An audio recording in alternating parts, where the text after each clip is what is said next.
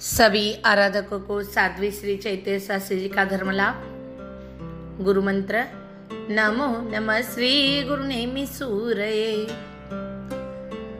विशेष स्थानक तप, उसके ऊपर हमारी चिंतन यात्रा चल रही है। आज हम तीसरा पद यानी कि श्री प्रवचन पद पे चिंतन करेंगे। विशेष स्थानक तप की आराधना यानी कि सभी जीव करु शासन रसी की भावना के साथ तीर्थंकर नाम कर्म उपार्जन करने की है।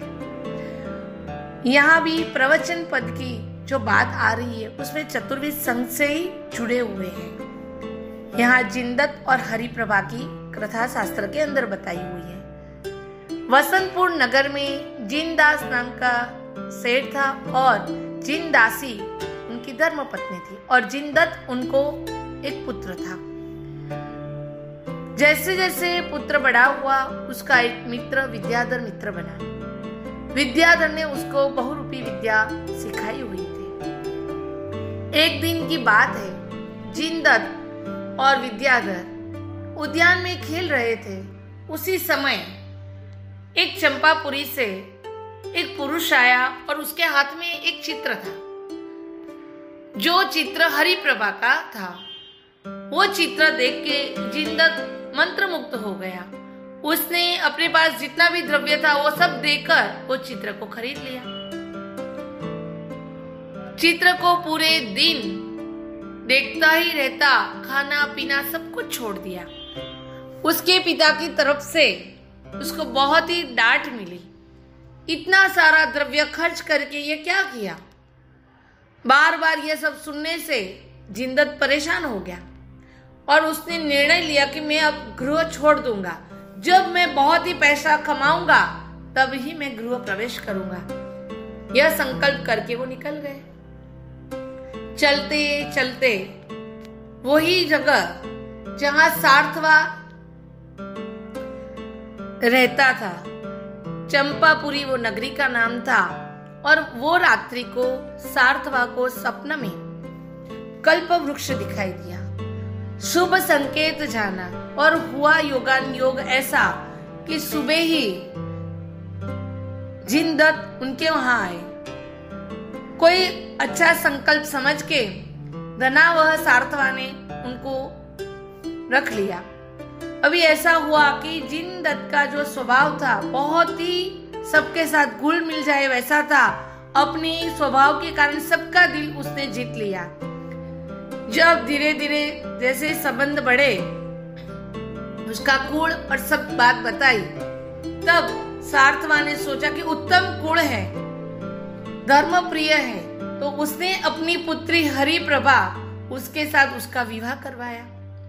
बहुत सारा धन संपत्ति, नौकर चाकर सब कुछ उसको भेंट किया। उसके साथ एक अवतारी हार भी उसको प्रदान किया। एकावली हार लेके हरिप्रभा के साथ जब आ रहे थे, रास्ते में चारण मुनि का योग हुआ। उन्होंने वंदन किया और गुरु भगवंत ने देशना देने का शुरू किया। बहुत ही अहोभाव से गुरु भगवंत की वो देशना सुनने बैठ गए। विशेष स्थानक की पदों की बात बताई, उसमें तीसरे पद का महत्व समझाया। हृदय के अंदर धर्म के प्रति उत्तम भाव थे और ऐसा मन में हो गया कि मुझे भी प्रवचन पद उसकी विशेष रूप से आराधना करनी है। गुरु भगवंत के पास मार्गदर्शन मांगा। गुरु भगवंत ने चतुर्विध संघ की भक्ति यथाशक्ति करने का उपदेश किया। जैसे ही गुरु भगवंत की बात सुनी, वो सब मन में लेके अपने वहां नगर में प्रवेश किया। नगर में आने के बाद इतना अढळक संपत्ति और चतुर्वेद संघ की भक्ति के कारण उधर के नरेंद्र के वो प्रिय हो गए। उसको नगर सेठ की पदवी दी। पदवी पाने के बाद और जिन शासन के कार्य करते ही गए। जहां औषध की जरूरत है वहां औषध, जहां सुपात्र दान की जरूरत है सुपात्र दान, गरीब ग्लान तपस्वी हर तरह से सबकी भक्ति उदार दिल से करने लगे। उसकी बहुत ही नामना बढ़ने लगी। एक दिन की बात है, कि देवलोक में से एक देव उसकी परीक्षा करने आए और वो साधर्मिक बन के आए।